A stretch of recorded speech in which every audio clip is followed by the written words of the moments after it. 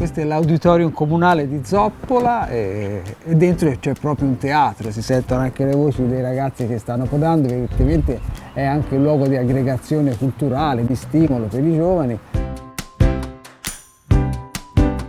Perché il teatro, anche come in questo caso in cui io porto questo omaggio a Petrolini che ha inventato il teatro comico, sono importanti per continuare la cultura, perché continui un discorso e non venga interrotto dai mass media che adesso triturano un po' tutto e attuano una sorta di usa e getta.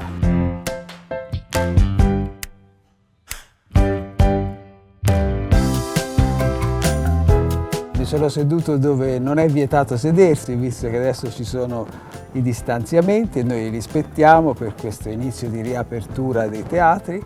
che mi offre il Friuli Venezia Giulia, e portare uno spettacolo come questo su Petrolini, che è stato un comico così geniale a livello europeo, ma è stato soprattutto romano, è una sfida e vedo che sta funzionando, perché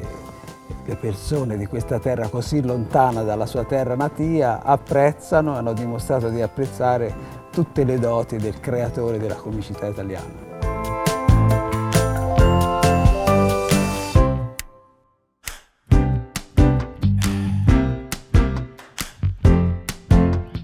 Questo è il mio camerino vintage che contiene tutti i trucchi e il materiale per riportare in scena i personaggi di Ettore Petrolini. Sono tutti possibilmente fedeli a quelli che erano i suoi trucchi originali.